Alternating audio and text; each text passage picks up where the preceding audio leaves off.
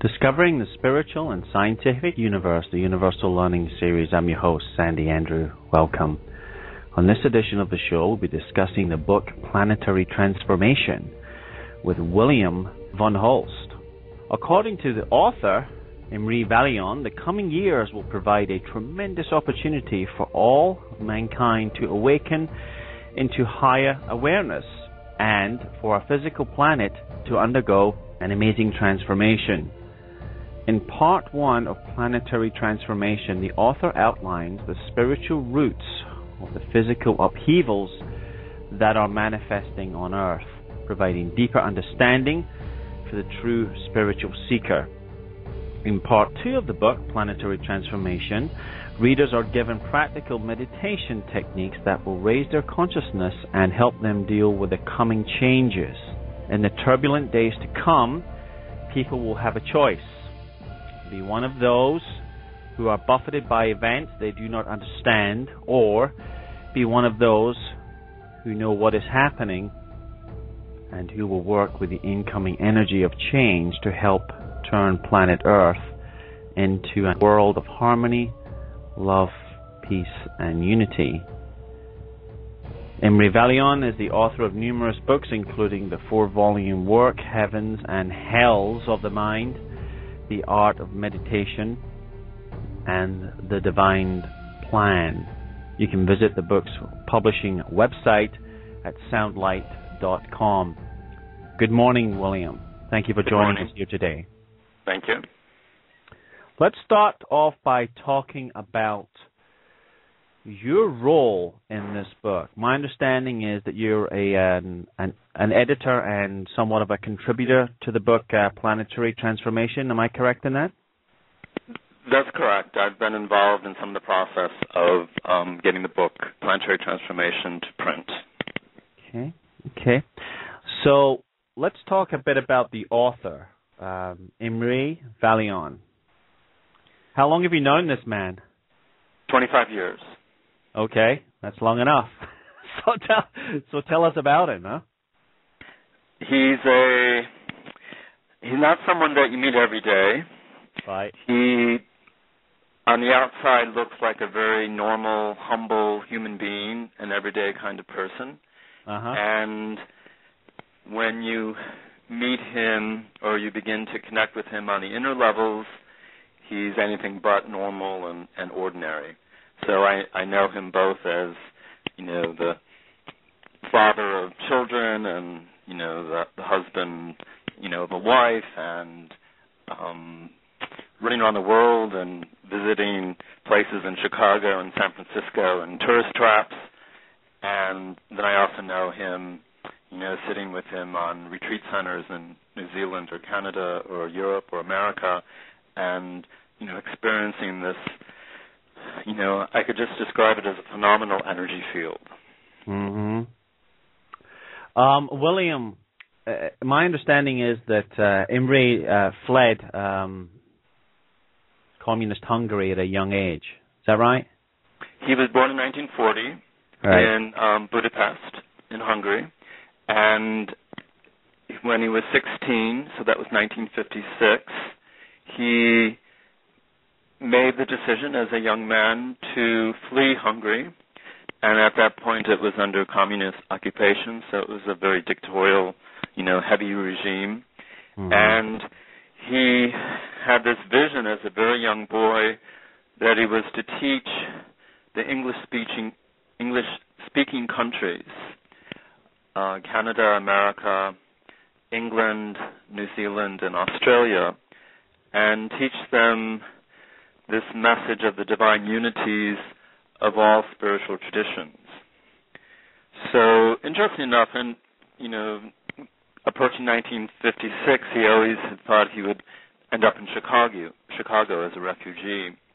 And he, made it across the border, and, of course, it was basically just a young boy of 16 doesn't walk across the border, the no man's land between communist Hungary and Austria.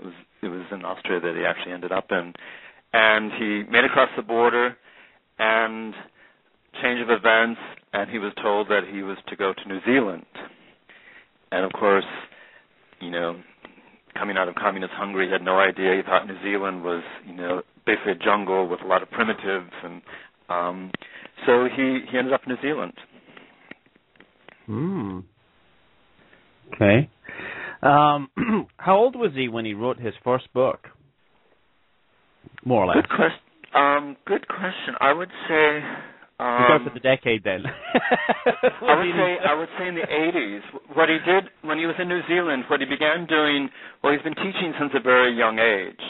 He talks about teaching his parents. He talks about, even in Hungary, people would be gathered around, and he would speak in very different ways than what was presented at the time.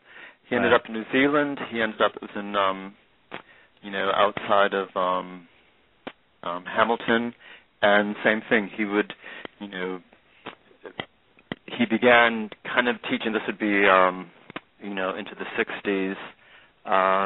Just kind of teaching very spontaneously. He had groups of people together that they would meet, and he would speak to them, but he didn't really formulate anything until the early 80s.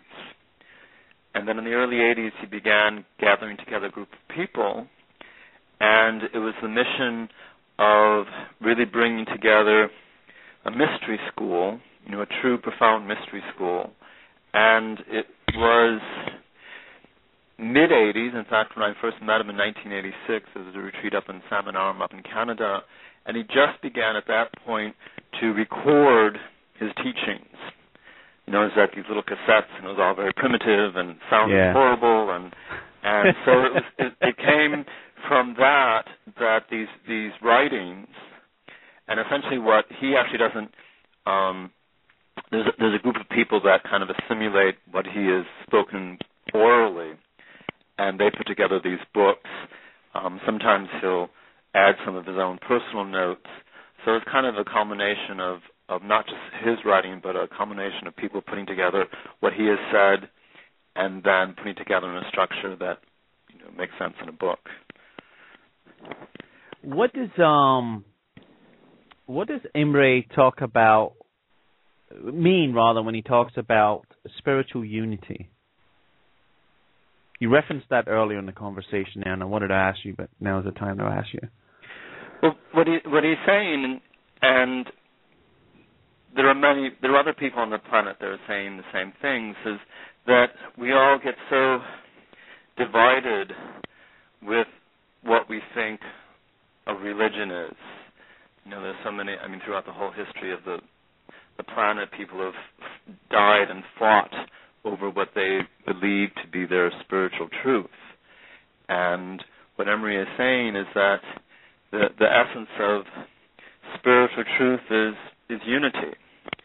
That if you're a Muslim or a Jew or a Christian or a Buddhist or a Hindu or a Taoist, the language may be different, the culture may be different, some of the understandings in the mind may be different, but when you move deeper and deeper, what you find is that there's a unified field of truth itself. And however you define that in language doesn't really matter, because the essence of that is one and the same. Right. Okay, William, let's talk in detail about the book Planetary Transformation. Give us a synopsis of the book, and then we can talk about the segments of it, please. Well, in very simple terms, what the book does is that it focuses on the huge crisis that the planet's going through at the moment. And what Imre is doing is that he's clarifying why the planet's in crisis. And, we all feel, the enormous changes that are happening on the planet, the enormous political changes, the enormous economic changes, the enormous changes in weather, the enormous catastrophes that we're witnessing, of natural explosions or changes or all kinds of things that, that everybody in every part of the planet experiences. And what he's saying is that there's a reason for all of this, and the reason is actually twofold. One is that there's an enormous impact at the horizontal level.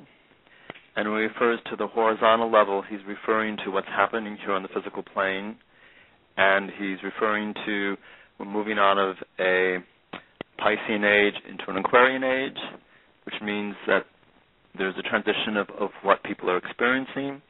But what he's also saying is that our little solar system is moving out of a sleepy part of the galaxy and moving much more into a dynamic part of the galaxy. And we're actually moving into kind of the center winds of a very dynamic part of our galaxy, which we have never, ever experienced before. And so this is stimulating everything, and everyone is getting stimulated. And these are the horizontal focuses, energies that we are feeling. But what he's also saying is that there's a vertical focus of energy as well. This vertical focus is that there's a thinning of the worlds that we live in. And what he's saying is, of course, we live in the physical plane and we experience things physically. There's a world that is referred to as the astral plane. The astral plane is where you go when you dream. It's where you go when you die. So, as Christ said in the Bible, my Father has many rooms in his house. And so what's happening is that these rooms, in very Christian terms, but it's a very good metaphor, all these rooms in the mansion, the walls are getting thinner and thinner. And what that means is that more and more people are beginning to experience inner energies, inner dimensions, inner feelings, inner things they can't quite explain. And what this is doing is it's stimulating people's focus here on the physical plane to all these changes that are happening. And what Imre is saying is there's actually a stepping down of light or of energy or of frequency from these inner planes, and it's getting stepped down, and in each room that it's going into, it's stimulating that room. And what's happening now is that room in the astral plane, where we go when we die or when we go where we dream, is getting stimulated, and it's just beginning now to enter into the physical plane. So this is having an enormous impact on everybody on the planet and stimulating people in all kinds of ways, stimulating people to a greater awakening, or it also can stimulate people into more confusion, more agitation because they're not understanding what's happening, more violence, more unrest. And so basically what Imre is saying is that the next 20 years has an enormous potential for an awakening, but also as well enormous potential for crises because of these inner energies coming down and stimulating everything. Wow, that's really, really interesting. So what Imre is saying here, there's two things that are going on, two sources of energy change, we'll call it. One is coming from the physical universe as the solar system is moving. The galaxies of this universal plane are moving. And after all, they talk in the scientific world that the Milky Way and Andromeda will eventually collide. Then literally all hell will break loose. So there's a little bit of fact behind that motion of the solar system. That's really, really interesting. And then secondly, what you're saying is there's a source of energy coming from the astral plane, the heavenly planes, call it what you want, that's also affecting people here on Earth, right? And that's absolutely correct. And there's another also very powerful impact from the inner dimensions. And this is that what's happening is that there's a series of initiations that are happening. And what this means is that initiation is given to someone and it gives them a new energy, and it stimulates a new frequency in their being. So anyone, on the spiritual path who receives initiation receives a new stimulus of energy. Now, we as a human being can receive that, but also a cosmic entity like our Mother Earth, who is, another kind of being, she's also in a process of getting initiation. So what this means is that Mother Earth, is getting stimulated. She is being introduced to a new energy. And that new energy is also impacting us enormously. So, these volcanoes and these earthquakes and all this tremendous change that we're witnessing just on the physical level is that our little Mother Earth is receiving a new energy. She's trying to hold it in her auric field, hold it in her being, and because it's such a huge stimulus of energy, sometimes she can't always hold it. So at times, we experience, that 9.0 earthquake in Japan. We experience, horrendous tornadoes going through, the Midwest, a month ago or so, a couple of months ago. So what's happening also is that there's this stimulation of energy coming from another inner source. And that's actually coming from the sun, because our sun as well has been going through initiation that he has received from a greater sun.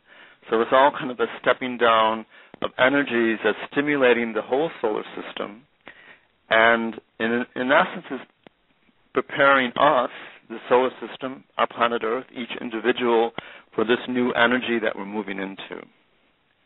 That's incredible. Deborah King was on the show a few weeks ago. Deborah King's the author of the book Be Your Own Shaman, and another New York Times best-selling book. Can't recall the title off the top of my head. And she talked about that too, initiations, William.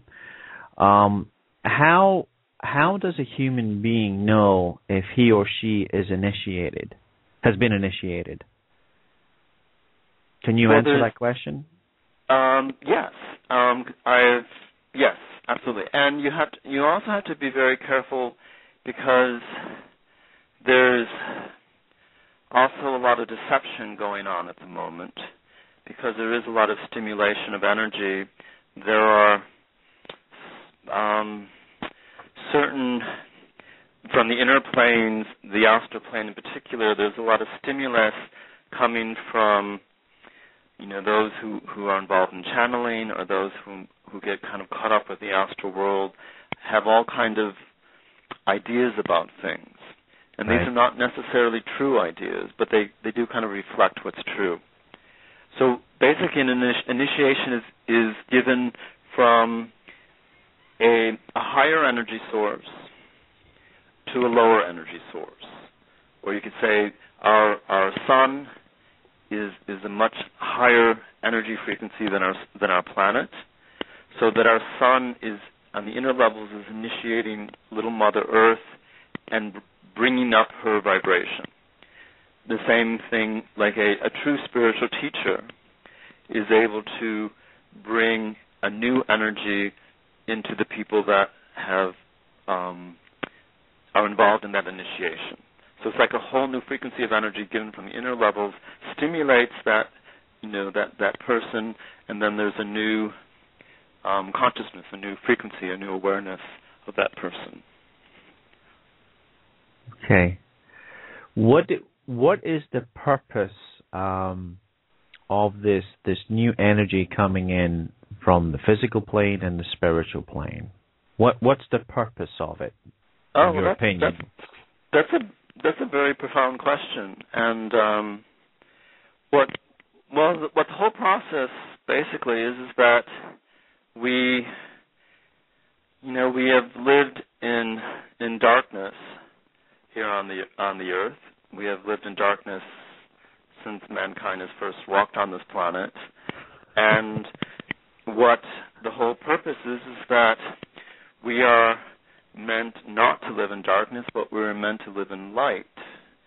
And what that means is that we are meant to live in joy, we're meant to live in happiness, we're meant to live in love, we're meant to live in beauty, we're meant to live in goodness.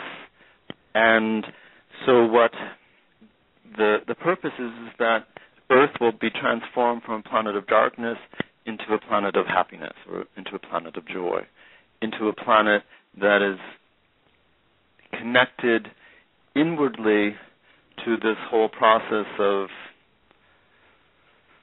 liberating existence, or liberating, merging the inner levels so that it can be manifested in the outer levels. Well, I think for true change to be in the external world, the physical world, the political world, it has to come, human beings have to change within and have a greater awareness of the universe, both on a scientific level and a spiritual level. Would you agree with that? I think that's what you're saying, really, right? And, I could give it a very simple metaphor, and it sounds a little science fiction-y, but it's actually, Emery actually refers to it a lot, because it's a very profound image, and that's the image from Star Wars, which we've all seen, we've all loved, we've all enjoyed. And Emery says the reason we have all enjoyed so much this imagery of Star Wars is because it represents a very profound truth. The very profound truth is that there is indeed a force, there is an energy field that, is in the air next to us. Uh-huh. That energy field is a vibrant, beautiful, dynamic field of energy. Uh-huh. And as a Jedi Knight, the Luke Skywalkers can be trained to tune into that amazing energy field. And there is a force that is opposing that whole process. So in Star Wars, the Darth Vader and that, that whole kind of, you could call it even that, Reagan's world, the evil empire. Well, it's all, but what is happening in existence that there is a struggle. There's a struggle between energies that want to keep the status quo. There's energies that want to keep mankind very limited. Mm-hmm. The struggles that we've witnessed in what was referred to, the Arab Spring. There's a whole generation of people that no longer want to live in restrictive, dictatorial regimes, and they are seeking liberation. They're seeking knocking off these forces of darkness, essentially. Moving into democracy, moving into freedom, moving into, to be able to take those veils off of women's faces so they can, live in the 21st century, not in some Middle Ages. So what, and that's an outward kind of political manifestation of what's happening on the inner levels. And on the inner levels, there is this opposition between forces that want to keep the status quo and forces that want to move into the new. And, once you kind of become connected inwardly, you become a vehicle, you become an expression of those new energies. And what Emery is saying is that the more and more people that can become connected to these new energies, the more and more the energy of Earth and the struggles that we're going through will become softened, or will become more manifested. William, it's a good point you bring up earlier on there, excuse me, in your response about the force of the universe and how you relate that to the Star Wars movies. I've long maintained from a personal perspective that the reason why those movies were so successful, it was because of the force. People were drawn to that. It mystified them. It stimulated them because they know it's there, but they can't measure it. They can't quantify it. Just like love. If all human beings subscribe to the notion of love, but you can't measure it, you can't quantify it, you don't know where it comes from, you don't know where it starts, you don't know where it ends, and you cannot control it, right? Most people can anyway. Control it in a sense where you know how much love to give to the person. I'm going to give that one 70%, that one 90%. That's impossible. So they know there's some type of energy field out there, and I would say that there's a lot more than just love. There's also the fear, the anger, and then there's the hate, which can be very powerful, as you mentioned, the opposing forces. And I think you really hit the nail on the head where that awareness and change has to start within a human being before it can manifest itself on the political field and engage in democracy and human rights to every man, woman, and child on the planet. So, I mean, the Arab Spring is an example of that. And I think if planet Earth is to go through any type of positive transformation, we've got to have democracies. We can't have regimes oppressing the people. We can't. So, just my take on it there, William. No, and it's true. And what's so positive about this metaphor of the force is that it doesn't have to be confined to a particular religion or a particular dogma. Mm-hmm. You don't have to be a Roman Catholic to believe in it. You don't have to believe in the Vatican. You don't have to believe, in Allah. You don't have to believe in, even Jesus Christ. I mean, what's so powerful is that the force itself is an energy field. It's an energy field of a higher frequency than we're accustomed to in our daily, life. So what's possible, and anybody can do this, anybody can tune inward and become connected to that energy field. And in connecting to the energy field, you can have an enormous impact and help the energy change on the planet. William, in part 2 of the book Planetary Transformation, Imre starts talking about how you can tap in to this energy field. Can you give us some examples of what Imre teaches in the book Planetary Transformation? Well, there's many examples, and I always like to say the very first thing is to really understand what's happening, mm-hmm. because so many people are overwhelmed at the moment by the political realm, by the economic systems, by the incredible natural disasters that are happening on the planet. So people are very much in a state of fear or the state of unknowing or the state of anxiety. And what helps so much is to realize this is what we're going through on the planet. And this more than likely is going to increase. So the crises on the planet are not going to diminish, they're going to multiply. We are moving into a more dynamic part of the galaxy. There's more and more energies coming in from the inner levels and stimulating us. That whole initiation that I mentioned before is getting brought to a heightened kind of frequency. So what's happening is that we are in a huge crisis. And what Imre says, and I find this so powerful, is he says that you're extremely lucky to be alive today.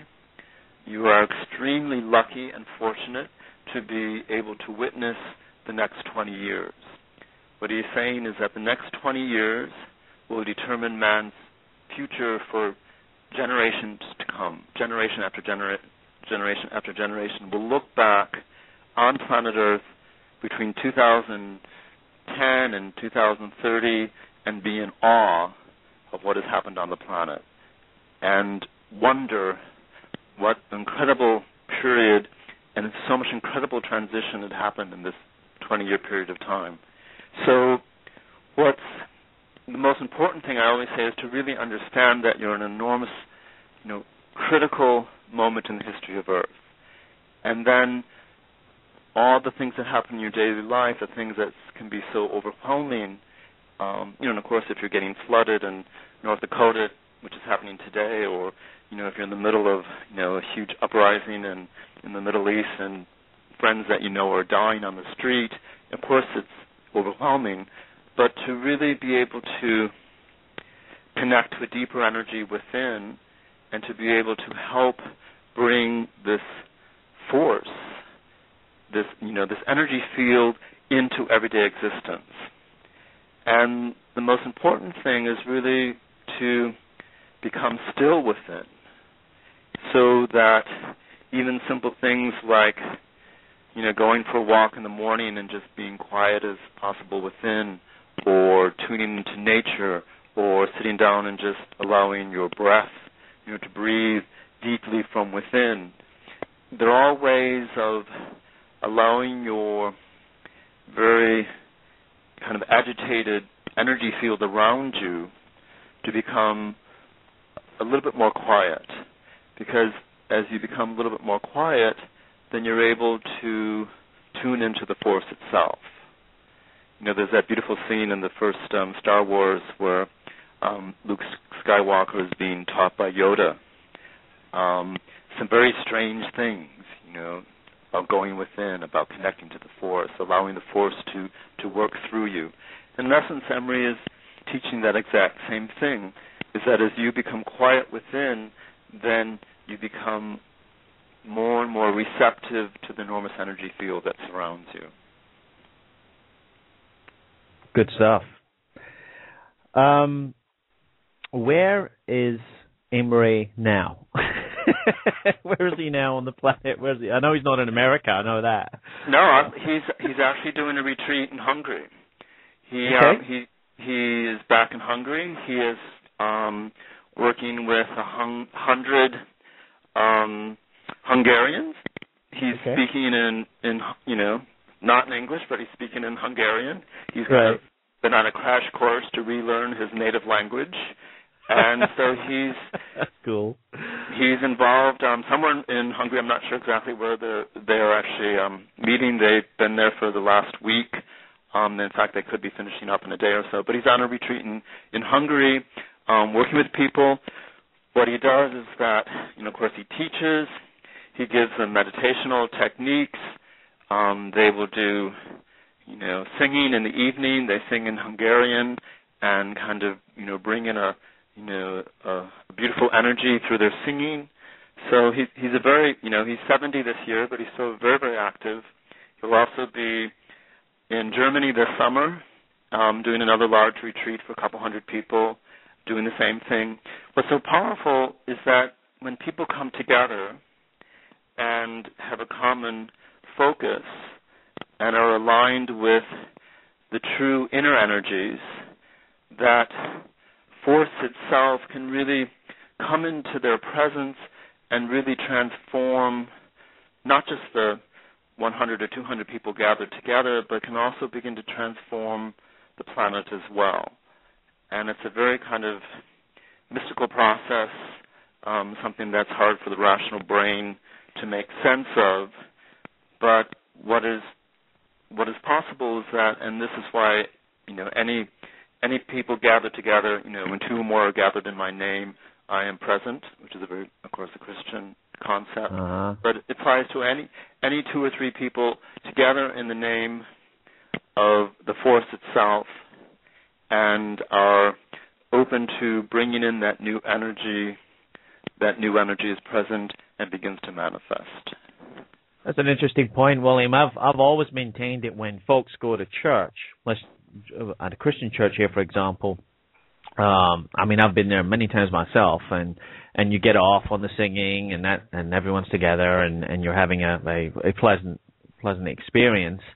The human mind, the brain, has a hard time figuring out where all this is coming from, so it zones in.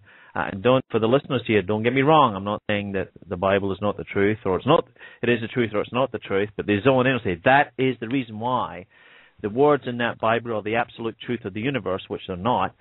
But they zone in, they say, that's my source. But if they went into the church by themselves, they would not have the same sensation as they would with 100 of the people around them, the congregation.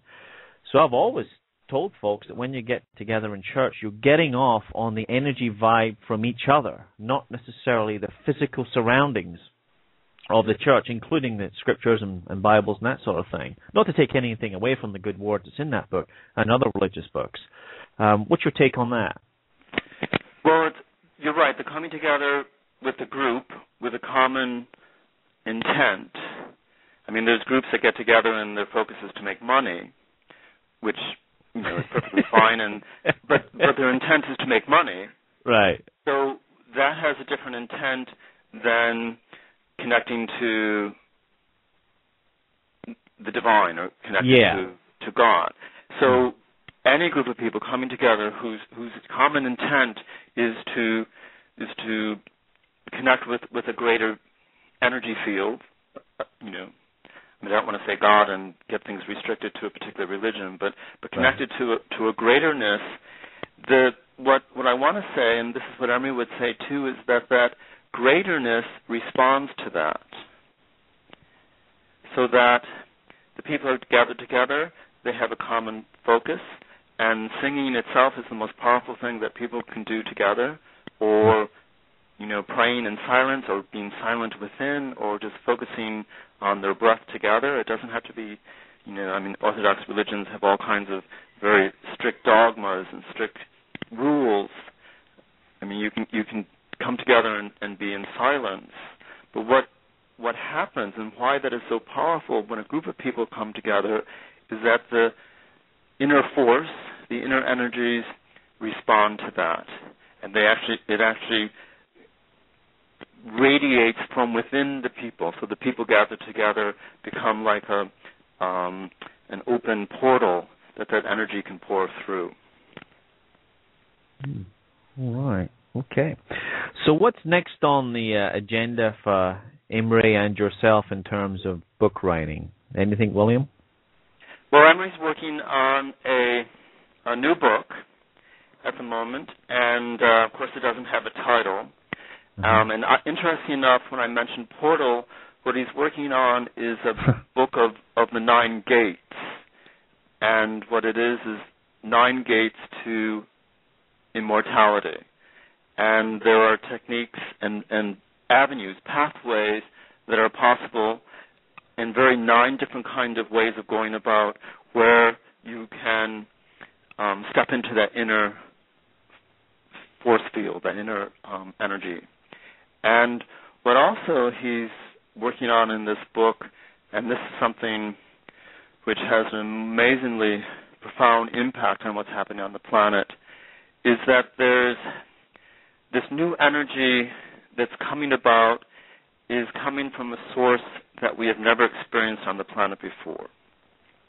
And what Imre is saying is that what's happened in the past is that we have had, and I'll use some very specific spiritual terms, but what has happened in the past is that we have had avatars, or divine incarnations from the inner levels who have come down to a particular place, a particular time, and a particular people to stimulate that people, that energy, that point in time. Christ came to the Middle East 2,000 years ago and was, of course, came from an enormous inward connectedness and stimulated, was supposed to stimulate, the Jewish people. And, Buddha as well came in, stimulated a group of people at that time. Kuan Yin in China also of this kind of divine avataric energy came in and stimulated the people at that time.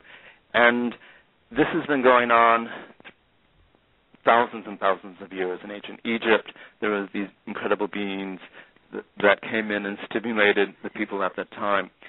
What's happening today is that there is an avatar that is coming to stimulate planet Earth, but that avatar is not coming into a physical incarnation. What that avatar is doing is working from the inner levels and is working on the whole planet Earth simultaneously and stimulating anyone that is able to receive that energy. And what's so powerful about this is that it's not just confined, as it always been in the past, to a religious point of view. If you were around Christ, it eventually became Christianity, but it was a stimulus, and it had the dogma of a particular religion, or the Buddha. It switched from Hindu to Buddhism, but same thing. It kind of stimulated a very religious afterwave. What's happening with this avatar that's coming on the earth is that it can stimulate anyone who's sensitive enough within to feel it, so that it could stimulate scientists, it could stimulate artists, it can stimulate people in the educational field, it can stimulate musicians. So there's an enormous, powerful energy that is on the inner levels, and one of those, as I mentioned before, in my father's mansion, there's many, many rooms. What is happening is that there's this room in that mansion that is manifesting an incredible energy of light, energy of a new frequency that is impacting all of us on the planet, and will magnify more and more in the future an incredible impact on what will happen on planet Earth. William, let me close out with this question to you personally. How do you see civilization in 100 years? What does your gut tell you? What does the Force tell you? No, what would you like to see? What do you think it's going to be like in 100 years? That's a tough question because I feel. That's why I'm asking you. No, that's a really tough question because I still feel, and I think Imre would agree to this. I still feel we're kind of bordering. We're kind of teetering on moving into a golden age, or we're teetering, moving back into kind of a horrific, scientific, nightmarish kind of Hollywood film. Where machine rules and horrible regimes, maybe more subtle than what we have witnessed in the Middle East, but the regime of technology or focused on the iPhones and the iPads and all the computers, like the whole world just becomes fixated at that frequency. So I'm hopeful that there will be a breakthrough in consciousness. I'm hopeful that what these new energies coming into the planet will eventually begin to radiate out, and that more and more people will be able to step into this new energy. And I still feel we're kind of teetering on two different futures. Okay, so like Master Yoda said in the movie The Empire Strikes Back, since we're talking a lot about Star Wars today, clouded the future is, huh? Yes. Always in motion is the future, huh? Well, and what it is that it's every single moment is different. It's not like we're set on a defined course and this is what's going to happen. There's enormous energies coming in from both. These energies that want to bring this planet into a planet of harmony and light and love. And as I said before, there's also an opposition to that on the inner levels. So a lot of what this battle is happening on the inner levels first, and then its final expression is actually here on the physical plane. So we may think events on the physical plane are kind of new and they just happen by themselves because of whatever political forces or economic forces or however people think they're doing.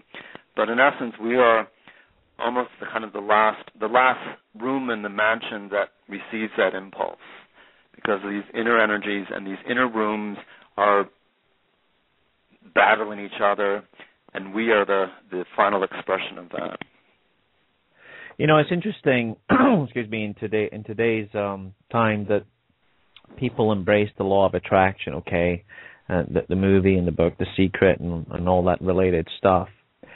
And I'll say this respectfully, but there definitely is a trend out there that people use this law of attraction in business for money, okay, and for other personal accumulation. Now, if it works that way, or works to some degree that way, then it works the other way when you dwell on fear and anger and hate.